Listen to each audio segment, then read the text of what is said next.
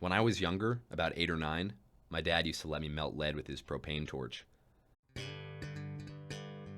I would go and get his torch and a very thick old iron skillet dipped in rust, into which I would drop lead fishing sinkers. Then outside, away from the porch so as not to singe the astroturf, I would fire it up.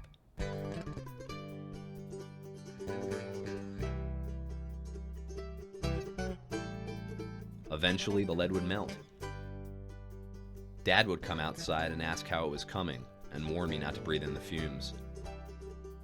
I did all kinds of fun things with the molten lead. I poured it on the grass and watched it dissolve the blades. I poured it on the cinder blocks and then pried the hardened puddles up with a screwdriver. I even poured it into a cup of water and created what I thought was the greatest example of modern sculpture man would ever behold.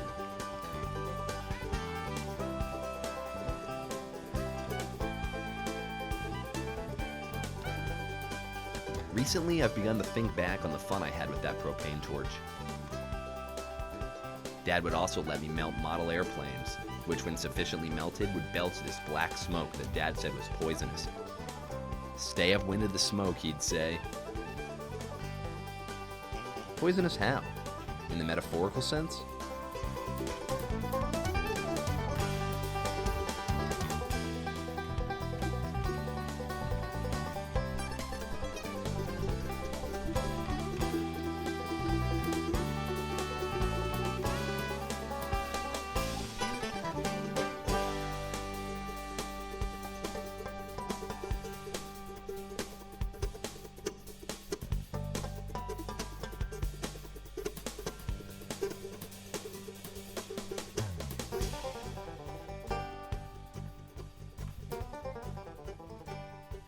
I am now 19 years old.